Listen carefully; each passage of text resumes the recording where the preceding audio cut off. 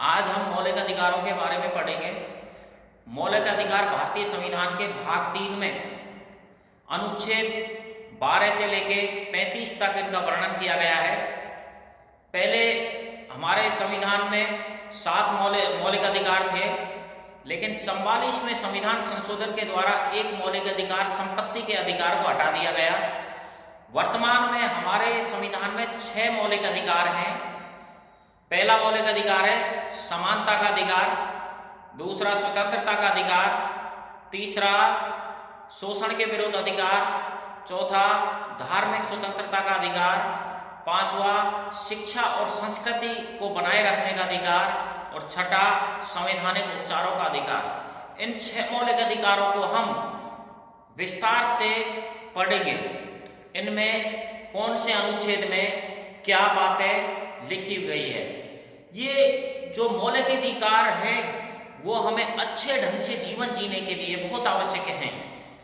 ये राज्य की सत्ता के मनमाने और निरंकुश व्यवहार से नागरिकों को बचाते हैं।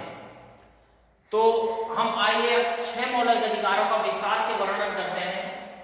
पहला है समानता का अधिकार। ये हमारे संविधान में अनुच्छेद 14 से लेके अनुच्छेद 18 तक इसका वर्णन किया गया है। अनुच्छेद 14 में लिखा गया है कि विधि के समक्ष सभी समान हैं। अनुच्छेद 15 में किसी भी नागरिक के खिलाफ जाति, धर्म, लिंग, वंश के अनुसार किसी भी प्रकार का कोई भेदभाव नहीं किया जाएगा। अनुच्छेद 16 में लिखा गया है कि अवसर की समानता दी जाएगी सभी को। अनुच्छेद 17 में लिखा गया है कि अस्पृश्यता का अंत किया जाएगा, अस्पृश्यता का अंत लिखा गया है। अनुच्छेद 18 में किसी भी नागरिक को कोई विशेष उपाधि नहीं दी जाएगी।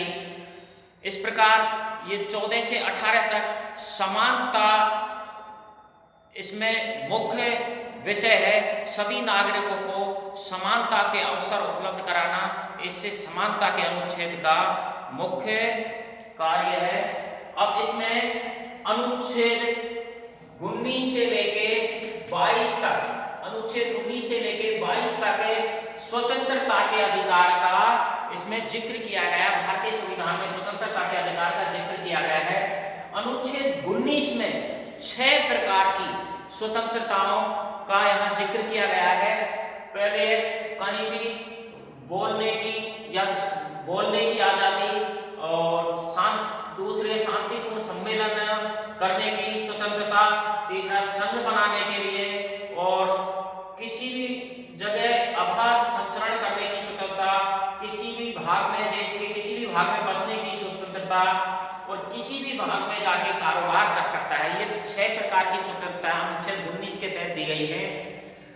और आगे इसी क्रम में हम देखेंगे कि अनुच्छेद 20 में अपराधों के लिए दोष सिद्धि के संबंध में संरक्षण यहाँ दिया गया है। अपराधों के लिए दोष सिद्धि के संरक्षण में अनुच्छेद 21 में प्राण एवं दैहिक स्वतंत्रता, अनुच्छेद 21 में प्राण एवं दैहिक स्वतंत्रता के बारे में लिखा गया है कि बिना किसी कानूनी प्रक्रिया के किसी व्यक्ति का, किसी नागरिक के प्राण नहीं लिए जा सकते। इस प्रकार यहाँ अनुच्छेद 19 से लेकर 22 तक के स्वतंत्रता के अधिकार का यहाँ हमारे संविधान में जिक्र किया गया है।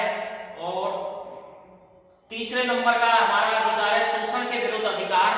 शोषण के विरुद्ध अधिकार हमारे अनुच्छेद 23 से लेकर 24 तक इसमें जिक्र किया गया है। अनुच्छेद 23 में लिखा हुआ है कि मानव के किसी प्रकार का जबरन श्रम नहीं करवाया जाएगा, किसी भी प्रकार का मानव का व्यापार नहीं किया जाएगा। और अनुच्छेद 24 में लिखा गया है कि 14 वर्ष से कम उम्र के बालकों को कारखानों में नहीं लगाया जा सकता। इस प्रकार ये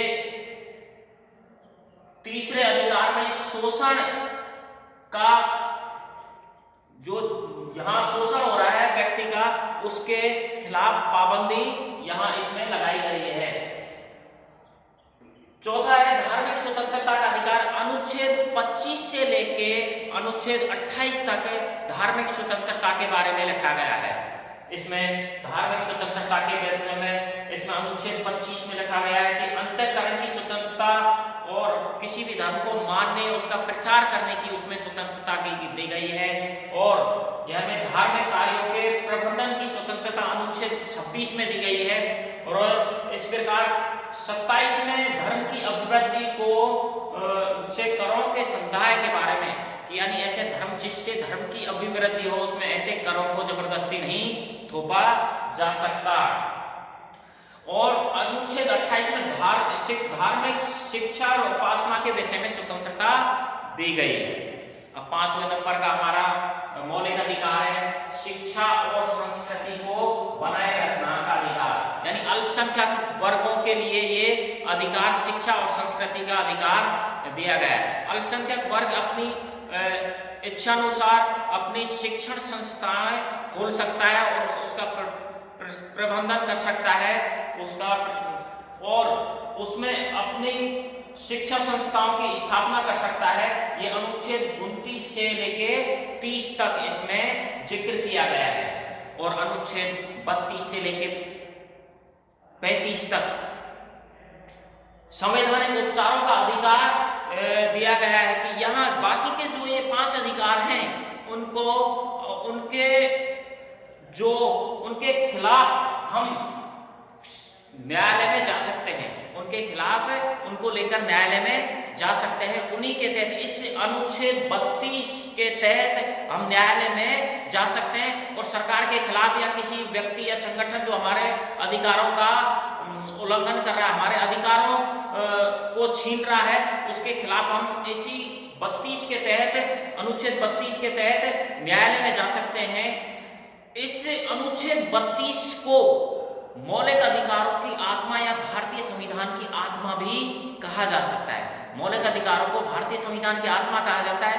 इनमें सबसे महत्वपूर्ण अनुच्छेद अनुच्छेद 32, क्योंकि इसी के तहत हम न्यायालय की शरण ले सकते हैं और हम अपने अधिकारों की मांग कर सकते हैं। ठीक है बच्चों, थैंक यू। अगर वीडियो पसंद आए तो सब्सक्राइब जरूर करना।